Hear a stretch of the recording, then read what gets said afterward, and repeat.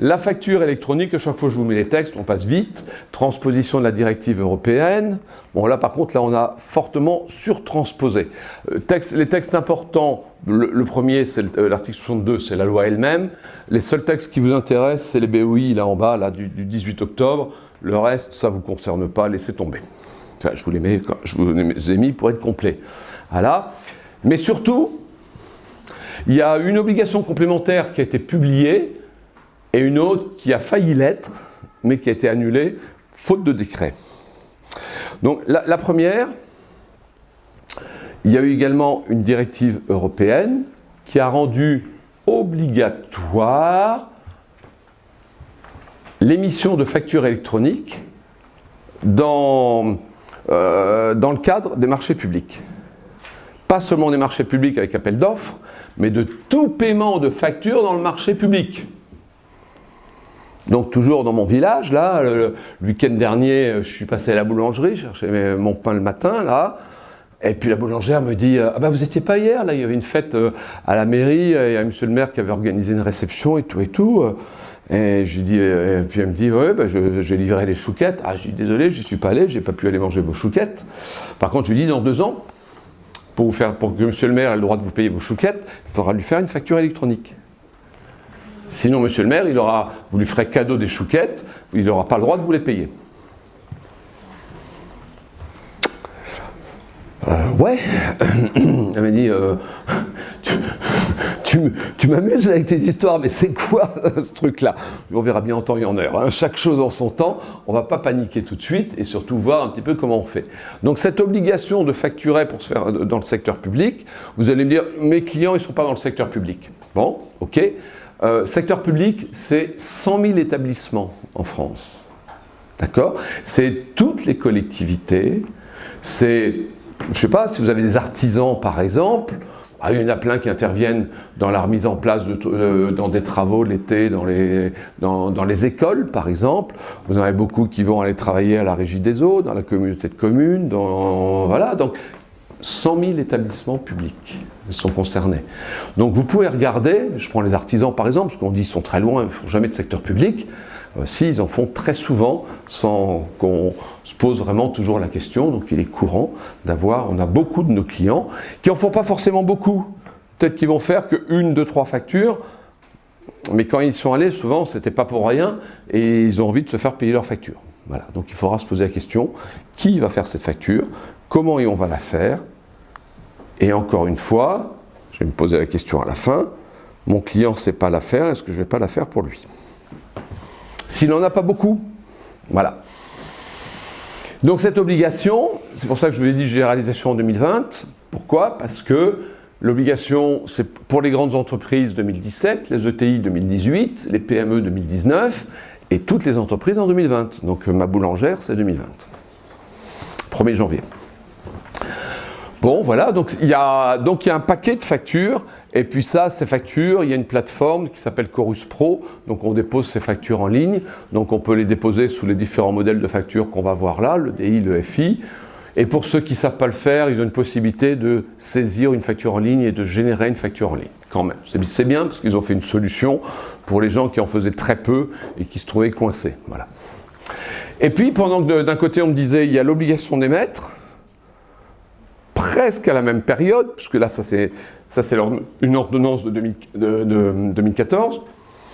Juste un an après, on a la loi Macron qui arrive. Et dans la loi Macron, on a un article 222, parce qu'on sait bien qu'il y a 2 problèmes. Un, il faut que les fournisseurs émettent des factures, mais surtout, il y a un très gros problème. Les gros fournisseurs, ils veulent faire de la facture électronique, mais les petits clients, ils ne veulent pas la prendre parce que c'est compliqué, c'est chiant. Il faut que j'ai un login mot de passe pour aller chercher ma facture en ligne. Je préfère qu'on me l'envoie en papier parce que c'est trop compliqué. Donc aujourd'hui, le gros problème de développement de la facture, plus que son émission, c'est l'acceptation de la recevoir. Donc il y a carrément eu une obligation qui a été votée au Parlement, d'obligation de recevoir les factures électroniques aux mêmes dates. Donc entre l'obligation d'émettre, l'obligation de recevoir, ça voulait dire la facture électronique devient obligatoire. Cette loi était un petit peu trop forte et donc elle devait avoir un décret avant le 5 mai 2016, oui c'est ça, 9 mois, et le décret n'a pas été publié, donc elle est tombée aux oubliettes. Pas complètement quand même, parce que très clairement, ça va revenir. On ne nous en parle pas en ce moment. Bon, il y a tellement de sujets d'information que c'est peut-être un peu laissé par derrière. Mais l'idée, ça va être un peu comme on va avoir dans le bulletin de paie électronique tout à l'heure, c'est que si je ne refuse pas expressément, je suis acceptant. Ça risque d'être un truc comme ça. Donc on va se reprendre une obligation à un moment ou à un autre. C'est cette obligation qui généralisera la facture électronique, qui démarrera par la facturation au secteur public. Alors, le texte sur les factures. Voilà, allez, c'est mieux de commencer par le graphique, et je vous mettrai, il y a juste un paragraphe qu'on lira ensemble. Alors, au début, cette directive européenne, c'était dans le cadre de la facture électronique. Et puis, parce qu'avant, dans la facture électronique, on avait soit de l'EDI, soit de l'EFI, soit de l'EDI, pardon, soit de la facture, là je suis pas en fiscal, soit de la facture de l'image signée, comme on disait à l'époque, de la démat fiscale, voilà. Et puis c'est tout. Puis au niveau européen, il y a pas mal d'entreprises qui ont dit « Ouais, mais on pourrait avoir une option qui s'appelle la piste d'audit fiable ». C'est ce qui a été voté dans l'ordonnance. Mais là, on a franchement surtransposé. Et quand l'administration fiscale a vu l'ordonnance européenne, elle a dit « Mais cette piste d'audit fiable, c'est pas mal !» Au lieu d'en faire une option à la facture électronique, je vais en faire le cas général pour toutes les factures, qu'elles soient papier ou qu'elles soient électroniques. Et vous, ah oui, en plus, on a dit facture électronique et facture papier. Comme ça, au moins, il n'y a pas de jaloux. Et au moins, on ne se pose plus la question, est-ce que quand j'envoie un fichier PDF, c'est une facture papier, c'est un échange électronique? On ne se pose plus de questions. Tout ça, c'est ce qu'on appelle la voie 1. Dans l'article 289.7, c'est de la voie 1. Donc, très clairement, si je n'utilise pas la voie 2, la facture signée, celle que je vous ai fait voir tout à l'heure et que je vais vous créer. La facture EDI, si je n'utilise pas ces deux systèmes-là, je me retrouve dans le cas numéro 1. C'est-à-dire que, je vous ai mis dans les schémas tout à l'heure là, sur la caisse, je vous ai parlé, attention, n'oubliez pas, il reste la piste d'audit fiable. Et c'est quoi ce bazar-là? Ce texte-là qui nous enquiquine franchement beaucoup. Qu'est-ce qu'on me dit sur la facture? Je l'ai vu une seule fois appliquée. J'ai eu un contrôle fiscal en novembre dernier où on m'a demandé de mettre en place la piste d'audit fiable. Et c'est quoi ce bazar-là? On va lire le premier paragraphe. Parce que celui-là, il est important. Donc, soit la facture a été mise soit sous forme électronique en courant à toute solution technique autre que celle prévue au 2 ou au 3, c'est mon schéma de tout à l'heure, la voie 2, voie 3, ou sous forme papier. Donc, ce n'est pas seulement une obligation pour la facture électronique, mais aussi sur la forme papier. Dès lors que le truc documenté est mis et reçu, voilà, et surtout d'établir, voilà, et permettre d'établir une piste d'audit fiable entre la facture émise ou reçue et la livraison de biens ou de prestations de services qui en est le fondement. Ça veut dire, pour parler français, qu'une facture papier ou un échange électronique autre que le 2 ou le 3, pour être valable, il faut rapprocher la facture de son bon de livraison. À minima. Puis après, on va dire que la piste d'audit fiable, dans la grande entreprise, c'est un petit peu plus costaud, et dans la petite entreprise, ça peut se limiter. Mais au moins, il faut rapprocher un BL de la facture. Vous avez chez tous vos clients des BL ou des réalisations d'ordre de prestation de service. Alors je vais rester sur le commerçant parce qu'à chaque prestation de service, j'ai trouvé l'équivalent. Si, il y en a un chez lequel j'ai ça. Un cabinet d'expertise comptable. Ouais, il a une lettre de mission et un rapport de mission. Donc j'ai toute la piste d'audit fiable, parce que là je suis certain, j'ai un rapport de mission qui dit que ma mission est finie. Donc elle est justifiée. Ça, c'est une piste d'audit fiable. Bon, chaque métier va donc avoir son document, son devis, compte rendu de prestation, et alors pire chez les commerçants, un bon de livraison. Ah non, j'ai pas eu le tour ce matin, il n'y avait pas de livraison quand je suis venu à pied de mon hôtel, mais lundi à Paris, quand je suis passé rue d'Amsterdam, à un endroit c'était coincé, il y avait un camion qui s'était mis un peu de travers, qui allait chez un commerçant, qui est allé lui livrer 3 cartons, et puis qui lui a dit pour la livraison, vous pouvez me faire un petit gris-gris sur la tablette là? Il l'a fait. Et mon BL, il est où? Il est là. Il est là, mais vous ne l'aurez jamais. Donc déjà, chez les commerçants, avec des livraisons qui maintenant se font avec signature sur tablette, il n'y a plus de BL. Donc déjà, je suis grillé chez les commerçants. Donc ça m'enquiquine un peu. Alors je n'ai pas encore vu de rejet de TVA. Ah oui, c'est quoi la punition? Si ma facture n'est pas bonne, c'est quoi? TVA non déductible. Parce qu'en effet, si jamais j'avais un bon de commande, ensuite je sais pas prouver la livraison, mais derrière je l'ai payé. Bon, j'ai de quoi prouver qu'elle existe et donc en matière de déduction de charges, le fait de ne pas avoir une TVA, il faut avoir d'autres documents pour le prouver, mais le fait de ne pas avoir une facture valide, ça ne me gêne pas sur la Normalement, ça ne devrait pas me déranger sur la déduction pour une question formelle, en tout cas. Je ne parle pas pour une question de fond, je parle bien pour une question formelle. Bon. Donc, par contre, en effet, on me rejette la TVA parce que facture non valide, on me prend toutes mes factures et on me dit, poum, vous n'avez pas de bon de livraison sur aucune de vos factures, c'est très simple. Je vous rejette la déduction de TVA. Ça ne coûte pas grand-chose dans une petite entreprise. Ah, ça coûte autant que dans une grande. C'est en général 20% des achats et des charges externes, excepté les assurances et 2-3 postes. Bon. C'est un risque relativement important que les commissaires aux comptes y pensent un petit peu, s'ils ont encore des mandats. C'est bien, non, je vous félicite. La région lyonnaise, vous avez battu tous les records. C'est vous qui avez fait le meilleur score sur, là je fais une petite parenthèse là, c'est vous qui avez fait le meilleur score au niveau de la manifestation c'était combien de mai déjà? 17 mai. Voilà, bravo, vous avez battu toutes les autres régions, bravo. Bon, je ferme ma parenthèse. Donc il nous reste des mandats, un petit peu, et donc quand même, surtout allez vérifier ces choses-là, parce qu'il y a un risque quand même qui est important sur la récupération de TVA. Voilà. Mais chez l'expert comptable aussi, parce que dans un contrôle fiscal, j'ai pas envie de me voir. Alors, c'est pas encore mis en œuvre. Pourtant, le texte et les BOI sont de 2013, donc c'est quand même assez ancien, mais ils ne sont pas encore... Alors, je suis tombé sur un jeune qui sortait de l'école en novembre dernier et qui m'a demandé, heureusement, c'était dans une entreprise où il y a des bons de commande, des bons de livraison et tout, c'était de la mécanique de précision et tout, donc quand j'achète de la ferraille, j'ai forcément un bon de commande, un bon de livraison et tout. Coup de peau, ça m'est arrivé dans une entreprise où j'en avais. Si ça m'était arrivé chez un commerçant, j'aurais été totalement sec, sauf bien sûr si je suis dans une franchise, parce que le bon de livraison, il est chez le franchiseur. Bon. Voilà. Mais donc très clairement, sur un indépendant, je ne suis pas à l'aise. Donc du coup, je me dis, est-ce que je ne me mettrais pas à l'abri en faisant de la facture électronique signée? Donc ça sécurise les certificats, bon voilà, ça a quand même pas mal d'avantages. Et puis surtout, quel que soit le secteur d'activité où je suis, ça reste la même chose et ça fonctionne bien.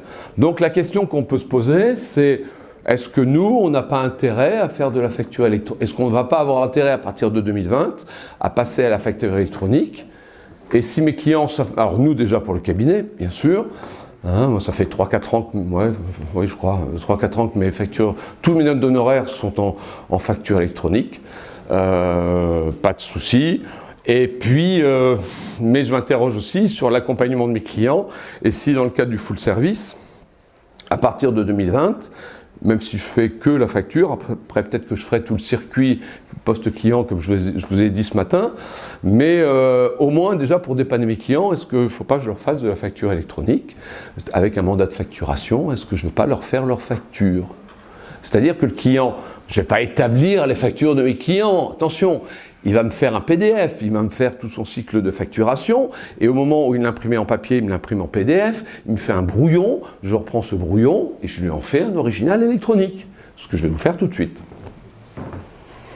Donc ça, c'est une vraie question qu'on va avoir à se poser, et on va me la poser à partir de 2020. Ça va commencer par ma boulangère là, qui doit livrer monsieur le maire, parce que sinon, elle ne se fera pas payer ses chouquettes. Donc c'est pour dire que ça peut un petit peu toucher tout le monde. Bon, archivage, je vais passer... Ah voilà, ça c'est énorme après. Alors je vous fais voir quand même, pour vous faire voir que c'est pas trop compliqué de faire une facture électronique. Alors j'espère qu'aujourd'hui il ne sera pas raciste comme hier. Hier, quand j'ai voulu faire une facture électronique, simplement mon ordinateur a décidé de sauter. Bon. Donc si ça se produit, j'aurais pas à piquer l'ordinateur de quelqu'un dans la salle, comme j'ai fait hier, pour continuer. Ouais, parce que j'ai tout sur mon petit disque, donc je peux transférer. Tiens, je l'ai mis où mon petit disque? Oh, j'en mets un peu partout, donc après il va falloir... Il est là. J'en mets un peu partout après, parce que j'ai sorti ma trousse à outils de l'expert comptable numérique, parce que tout n'est pas dématérialisé quand même. Alors voilà, je vais vous faire des factures électroniques. Alors qu'est-ce que je vais faire? Je vais prendre des brouillons de factures. Voilà. Je vais appliquer un dispositif de scellement électronique sur ces factures. Voilà. Bon, j'ai un stock pour faire des démos. J'ai un stock de factures vierges. C'est toujours les mêmes, c'est celles que je vous ai fait voir ce matin. Je ne sais pas si vous voulez que je vous en fasse beaucoup. Oh, quand même, 2. Non, non. Voilà. Hop. Alors, Simon Kikin, je prends tout, s'il ne veut pas prendre les... Voilà, je ne sais pas combien j'en ai pris, 50 quelque chose, 55. Hop, je vais les mettre dans un répertoire qui sont factures à sceller, puisque je vais faire des factures. Hop, on y va. Voilà, j'ai mis ici là 50 factures. Ok, et puis je dis, mais alors ce sont des brouillons de factures, c'est pas encore des factures, c'est un, voilà, c'est vrai, c'est le brouillon. C'est la facture presque faite, et maintenant on va la faire.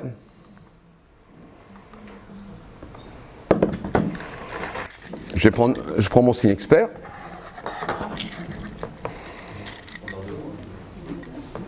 Comment? Voilà.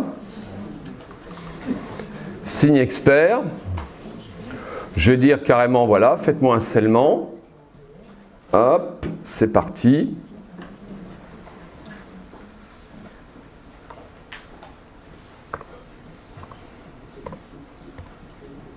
Mon code PIN. Et voilà, c'est parti.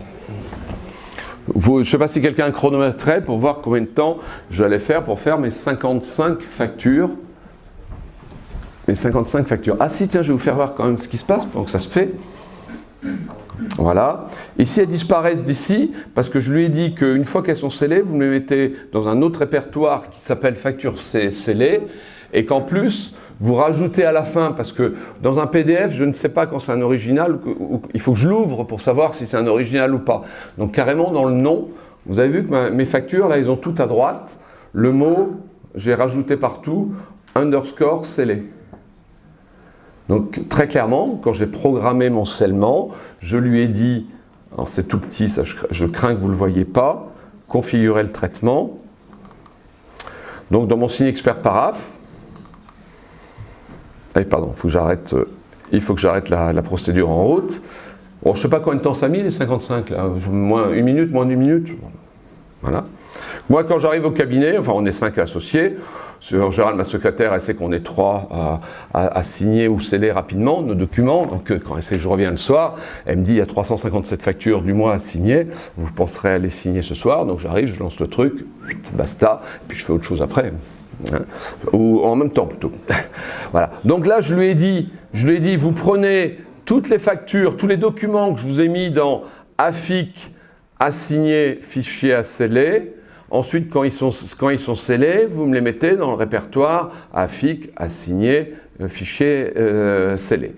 Et dans la fonction, dans les autres profils que je vais lui demander, et puis là, j'ai mis en plus dans les propriétés par derrière, et vous ajoutez au nom underscore scellé. J'ai plusieurs profils comme ça dans mon signe expert paraphe. Voilà.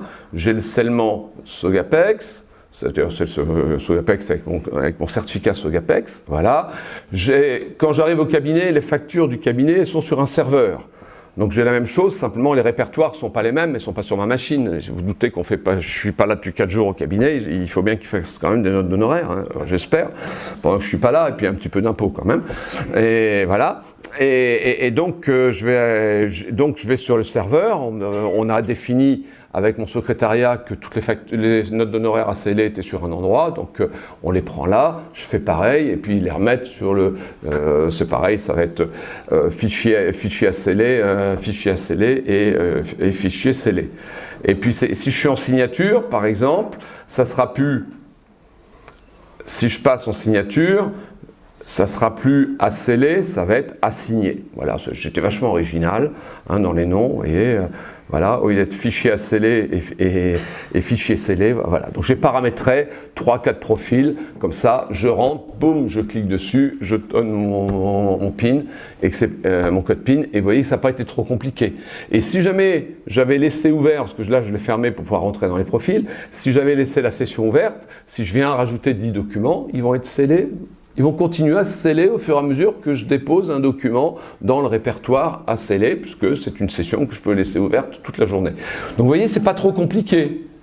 Donc si jamais je me débrouille pour mettre un accès, ouvrir un accès à mes clients, ils déposent les documents là, et puis après je leur dis, voilà, vous pouvez les récupérer là, parce que quelques minutes après, je ne peux pas leur dire quelques secondes, parce qu'ils vont croire que j'ai rien à faire. C'est comme on nous dit parfois, il ne faut pas aller trop vite. Quand vous avez des données de paye qu'on vous dépose à 14h, il ne faut pas rendre la paye à 14h15. Parce que sinon, on a l'impression que vous n'avez rien à faire. Bon, attention, c'est souvent dangereux ça. Bon, donc voilà. Donc vous voyez, ce n'est pas trop terrifiant. Et bon, moi c'est vrai que pour que mes clients ne soient pas coincés, je leur proposerai une prestation. Alors je n'ai pas encore calculé. Comment j'allais... Alors l'année prochaine, je vais regarder surtout comment j'ouvre... comment je leur ouvre la porte et comment après je redistribue les factures. Est-ce que je fais que leur faire leurs factures ou je vais carrément jusqu'à la distribuer à leurs clients? Ça, c'est mon travail de l'année 2019. Voilà. Donc, moi, je l'ai mis juste en place pour le cabinet pour l'instant. Je ne l'ai pas encore mis en place pour mes clients. Mais je le mettrai en place avant 2020 pour que, de toute façon, si j'ai un client qui a un besoin, être capable de l'accompagner en lui expliquant comment on fait, ou s'il ne peut pas le faire, carrément pour le faire pour lui. Vous voyez, bon, ça, c'est pas trop compliqué, non? Mais donc, en faisant ça, moi je crois franchement qu'on se mettra quand même à l'abri, parce que, comme tu me disais tout à l'heure, là, ils sont juste en train de tester le truc. Pour l'instant, ils essayent de voir ce qu'ils peuvent en tirer, mais moi, j'aime pas qu'on teste un truc que je ne maîtrise pas. Alors maintenant, pour pouvoir généraliser la facture, il faut bien sûr avoir des outils pour généraliser la facture, et surtout si on veut avoir une généralisation. Je vous dis ce matin qu'on a pu généraliser les procédures parce qu'il y a eu des normes. Ben pour la facture, c'est pareil, j'ai besoin de normes, parce que si toutes les factures de chaque éditeur sont incompatibles et que je sais lire la facture de l'un et je ne sais pas lire la facture des autres, ça ne m'intéresse pas, donc j'aimerais bien qu'il y ait un modèle informatique, une norme informatique, qui me disent un petit peu à quoi doit ressembler une facture électronique. Et donc c'est fait. C'est fait parce que il se trouve justement que dans la directive européenne de 2012 sur la facturation marché public, là, le truc qu'on met en place là, de 2017 à 2020, l'ordonnance de juin 2014 que je vous ai fait voir tout à l'heure, il se trouve que dans ce texte-là, de la directive européenne, il y avait l'obligation aux États de mettre en œuvre une norme européenne pour la facture électronique. Donc c'est chose faite avec la norme, la TC 434, qui a donc été publiée en juin 2017, à Bruxelles en anglais et en septembre en français. Et voilà, et qui nous dit, sur à peu près de mémoire dans la norme, il y a 400, 430 quelque chose, enfin entre 400 et 450 rubriques dans cette norme qui nous donne tout ce qu'il peut y avoir dans une facture. Voilà. Donc ça va nous permettre, donc maintenant il faut que, alors ça tombe bien parce que les éditeurs, avec l'histoire des caisses, ils sont obligés de revoir quand même pas mal leur version logicielle. S'ils pouvaient intégrer en même temps les normes, ce serait bien qu'ils le fassent tout de suite pour qu'on perde pas trop de temps. Bon, ça je sais pas encore à quelle vitesse ils vont le faire. Bon, je vois pas bien les éditeurs de factures ne pas intégrer une norme européenne pour des types de factures obligatoires. Il y a un moment, voilà, je crois qu'ils vont quand même nous l'intégrer assez vite. Et puis, qu'est-ce qu'il faut comme matériel pour faire de la formation, hein? C'est bien, ils m'ont mis un petit rebord, j'ai tous mes trucs cachés derrière, là je fais mon marché, je vais prendre des trucs quand ça me plaît. Et puis, Moi, j'ai plein de types de clients. Certains vont travailler en EDI, d'autres vont travailler en facture scellée. Voilà. Mais il y a un moment ou un autre, être toujours obligé de choisir, de dire c'est l'un ou c'est l'autre, ça ne me convient pas. Moi, je voudrais toujours avoir, je me suis bagarré avec l'administration fiscale pour dire à chaque fois qu'il y a une téléprocédure en EFI, elle doit exister également en EDI. Parce que suivant le type d'activité que j'ai, si je suis gros producteur, je ferai de l'EDI. Si je suis petit producteur, ou j'en fais une ou deux, je ferai de l'EFI. Donc laissez-moi faire mon métier et donnez-moi les outils pour le faire. Donc là, c'est pareil pour la facture, je ne veux pas qu'on m'oblige à choisir, parce que moi, expert comptable, je vais traiter tout type de facture. Donc, je voudrais avoir le meilleur des deux mondes. L'EDI, c'est fantastique. Je reçois un fichier, j'envoie ça sur mon robot, là, qui j'ai encore rien donné à manger. Voilà. Ce midi, il a jeûné, il n'a pas grossi d'ailleurs. Et donc, voilà, si je veux lui amener de la facture, si je lui amène un fichier tout structuré, ça va aller nettement mieux. Il va pouvoir l'absorber, l'ingérer et me cracher une écriture d'achat immédiatement. Mais par contre, moi, je ne sais pas bien lire un fichier EDI, une norme XML ou un truc comme ça, je ne sais pas le lire. Alors, moi, je voudrais avoir le meilleur des deux mondes. Je voudrais avoir un document lisible, une facture PDF, et puis si on pouvait m'y attacher le fichier EDI, quand ça arrive dans mon système, ce serait merveilleux, parce que je prendrais le fichier structuré, la norme structurée, je l'enverrais à mon robot, qui passe l'écriture immédiatement, voilà. Et puis moi, pour quand même, j'ai besoin de lire un petit peu, parce que de temps en temps, j'ai besoin de lire, il faut que ce soit assez gros quand même comme caractère, mais j'ai besoin de le lire, voilà. Et donc ça, je vais le mettre dans ma GED. Voilà, et j'aurai le document lisible. Je ne serai pas obligé d'aller dans le système d'information de l'entreprise pour le lire. Donc ça, cette norme-là, elle a été faite également. Elle n'est pas européenne, elle est franco-allemande. Donc ça s'appelle FactureX, ça a été publié en octobre dernier, qui en fin de compte reprend les éléments de la 434 et tout ça, qui me dit, voilà, je vous fais un truc en PDFA. C'est ce que je vous disais tout à l'heure, on reviendrait sur le PDFA tout à l'heure. Je fais un fichier, je prends un fichier PDF normé, j'y ajoute son fichier EDI, et voilà, ma facture, c'est tout ça. Après, j'ai plus qu'à signer le tout. J'ai plus qu'à signer le tout pour que ça fonctionne bien. Après, c'est vrai, il me faut un téléphone après pour la suite. Bon, attendez, c'est terrible, hein. J'ai pas fini. Je lui ai dit que cet après-midi, on ferait pas mal de démos quand même, hein, sur du réel. Alors le troisième point, je vais vous le faire voir aussi. Voilà. Et puis ça c'est bien. Donc voilà, j'ai une facture qui arrive, j'ai une facture qui est une facture PDF, je sais la lire, elle a son fichier XML qui me permet de faire un traitement automatique de l'information. C'est mieux que d'aller faire de la scannerisation et de l'OCR, qui sont des systèmes qui marchent, mais qui sont un petit peu longs et qui marchent quand même un peu moins bien. Franchement moins bien. Bon. Et donc, qu'est-ce que je vais faire? Alors, par contre, là, c'est pas mal. Je commence à avoir un truc structuré. C'est signé avec un certificat de bon niveau, RGS 2 étoiles. Et puis ça m'a fait un écrit électronique. Tout ça, ça me va bien. Souvent, le problème, c'est que je n'ai pas encore réussi, après avoir formé mes confrères, nos collaborateurs. Après, il va falloir que j'arrive à culturer, informer, former nos clients. C'est déjà compliqué à former les 13-14 000 cabinets de France pour 20 000 experts comptables. Mais 3 millions d'entreprises, ça commence à être un petit peu difficile à former en même temps. Donc qu'est-ce qui va se passer au départ? Il y a peut-être des entreprises qui vont recevoir un fichier PDF. Voilà, ils vont dire « Ah, chic, un fichier PDF, c'est une facture, je sais ce qu'il faut faire avec ce truc-là, CTRL-P, je l'imprime. » Ouais, mais et je jette le fichier. Normal. Manque de peau, c'était un original électronique. C'était un original électronique que mon client a mis à la poubelle. Et il va me ramener dans la boîte à chaussures, ou peut-être me scanneriser par le scanner. Il faut voir quand même des versions un petit peu plus modernes quand même, hein. On a le droit, de faire clairement.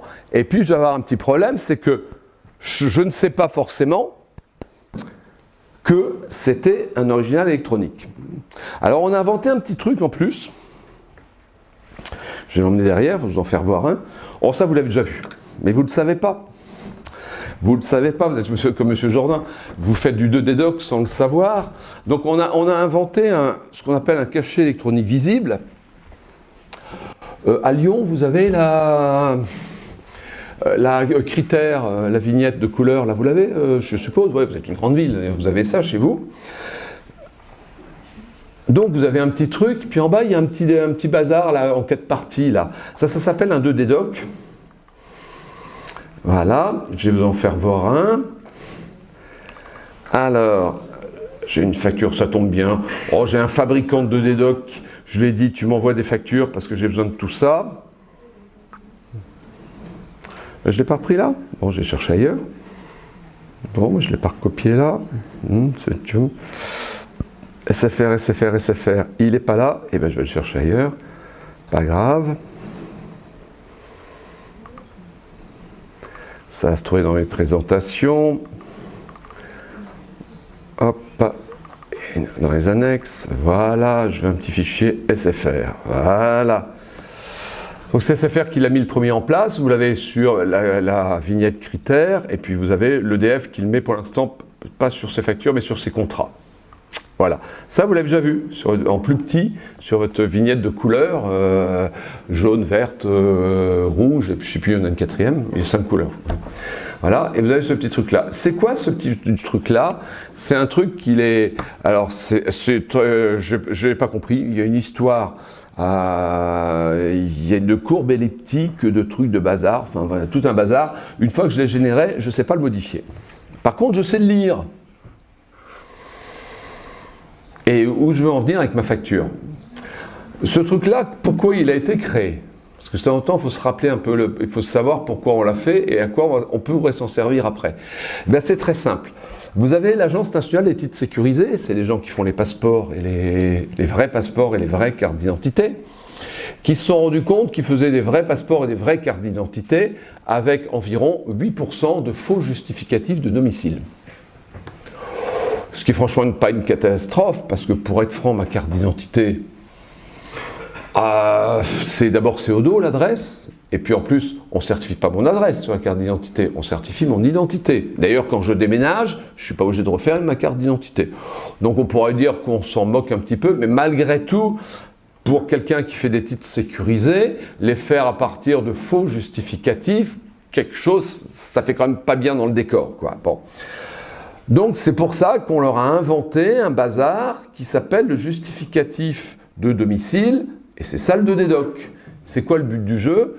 Je reçois un document papier, je vais cliquer ce bazar-là, je vais vous faire circuler un peu mon téléphone, mettez pas les doigts sur l'écran, sinon ça va sauter, mais je serai obligé de le refaire. Hier je l'ai refait 3 ou 4 fois pour que tout le monde puisse le voir. Voilà, donc je suis en train de scanner ce document-là, et qu'est-ce qui se passe? On va me dire que c'est la facture SFR de François Devoret, puis avec les montants, l'adresse surtout, et puis les différents éléments de la facture. Je vous le fais passer, puis après je vais vous faire passer. Je vous dis, prenez par le côté, donc vous allez avoir tous les éléments de la facture. Voilà, prenez-le bien par le côté, on va vous rappeler tous les éléments principaux de la facture. Ce qui permet de voir que la facture n'a pas été modifiée. Ouais, parce qu'il n'y a rien de plus simple. Attendez, on me dit, il faut absolument justifier, il faut à tout prix justifier à une époque, on nous disait, il faut obligatoirement une facture EDF. Maintenant, on est un peu plus souple, heureusement. Parce que moi, je suis désolé, ma maison, elle est en SCI. Ma facture EDF, elle n'est pas au nom de Jean Saffort. Je ne peux donc pas justifier. Si on me dit qu'il n'y a que la facture EDF qui me permet de justifier mon identité, je ne peux pas le justifier. Sinon, que de faire passer les statuts, le cabis, le truc, le bazar, et puis la décision qui dit que j'habite bien là. Bon, donc c'est un petit peu compliqué. Donc plutôt que de faire ça, aussi bien prendre un certain nombre de documents et faire en sorte qu'il y a... Donc au début, ça a été fait pour ça. Ça a été fait pour ça, et il se trouve que ce document-là, nous, quand on a vu ça arriver à la FNTC, tout de suite, j'ai réagi en disant, je n'étais pas le seul d'ailleurs, en disant, mais ce serait vachement bien de mettre ça sur toutes les factures, mais avec toutes les données de la facture. Un truc qui me permettrait non seulement de récupérer les informations de ce document, voilà, et ça va, il y a toujours la facture, elle n'est pas encore sautée, bien, bravo. Et donc, d'avoir toutes les données de la facture, de le traiter automatiquement, de le filer à mon robot, qui va absorber ça, qui va le mettre directement en compta. Et en plus, si je mets ça sur une facture électronique, en plus, je saurais que le client qui me l'a imprimé, il a fait une connerie en ne gardant pas l'original. Et là, moi, je suis en train de travailler, j'ai en charge le contenu de ce truc-là pour la facture. Et en plus, on dit, ouais, mais en plus, comme j'ai peut-être perdu l'original, parce que pendant 10 ans, il faut que j'explique à mes clients qui ne comprendront pas tous ce que c'est qu'une facture électronique, comment je peux récupérer l'original? Donc, en plus des données de la facture, on va y ajouter l'adresse de l'endroit où je peux aller récupérer l'original. Donc, non seulement j'ai de quoi faire ma compta, filer à manger à mon robot, mais en plus, j'ai moyen d'aller récupérer la facture originale au cas où mon client, ce qui va être 90% des cas au départ, m'a foutu mon fichier à la poubelle. Voilà. Donc c'est ce qui vient compléter les normes pour nous permettre de faire un petit peu les 10 ans. Est-ce qu'il fatigue? Non, il reste des piles. Bon. Donc l'objectif de ça, c'est pas de mettre de la complexité en plus, c'est de faire la liaison tout le temps qu'il me faudra pour passer de la facture papier à la facture électronique, de faire la liaison entre le document électronique et son impression papier pour éviter ces confusions et pouvoir récupérer l'ensemble de mes factures.